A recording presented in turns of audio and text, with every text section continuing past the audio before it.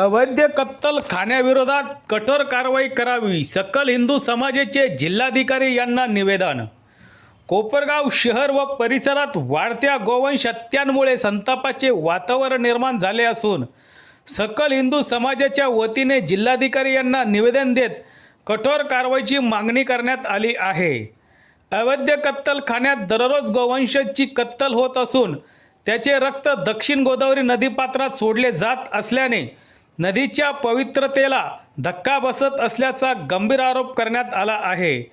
येत्या कुंभमेळ्याच्या पार्श्वभूमीवर हे प्रकार धर्माला बाधा पोहोचवत असल्याचे सांगत पोलीस कारवाईनंतरही तेच गुन्हेगार पुन्हा गुन्हे करत असल्याने त्यांच्यावर कठोर शिक्षा करण्यात यावी।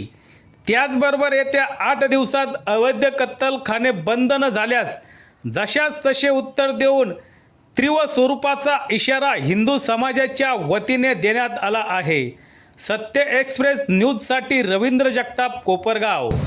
आज आम्ही सकल हिंदू समाजाच्या वतीनं कोपरगावातील अवैध कत्तलखाने हटाव यासाठी माननीय जिल्हाधिकाऱ्यांना या ठिकाणी निवेदन दिलं की आपणही बघताय आपल्या सगळ्या माध्यमातून रोजच्या बातम्या येत आहेत की त्या ठिकाणी जनावरं सापडली, मांस सापडलं, गोमांस सापडलं, हे ते सापडलं आणि नेहमी या मोजक्याच काही लोकांकडून हिंदूंच्या भावना या ठिकाणी दुखावल्या जातात।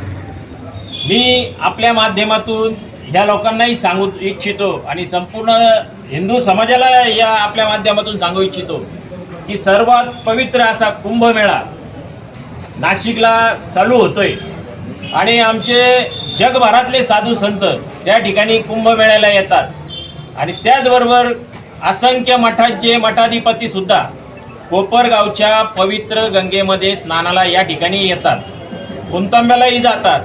पण जर कधी हे अवैध कत्तलखाने या ठिकाणी चालू राहतात आणि ही गायांची कत्तल या ठिकाणी हे हरामखोर त्या ठिकाणी करतात आणि त्याचं रक्त या दक्षिण पवित्र गोदावरीमध्ये सोडतात, त्यामुळं आमचा धर्म त्या ठिकाणी भ्रष्ट होतो आणि आमच्या हिंदूंच्या भावना त्या ठिकाणी दुखावल्या जातात।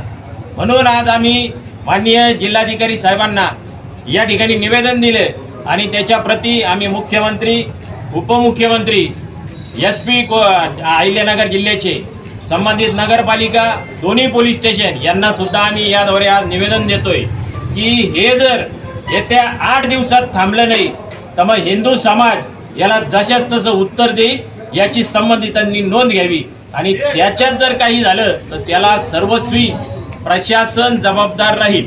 जय हिंद, जय महाराष्ट्र।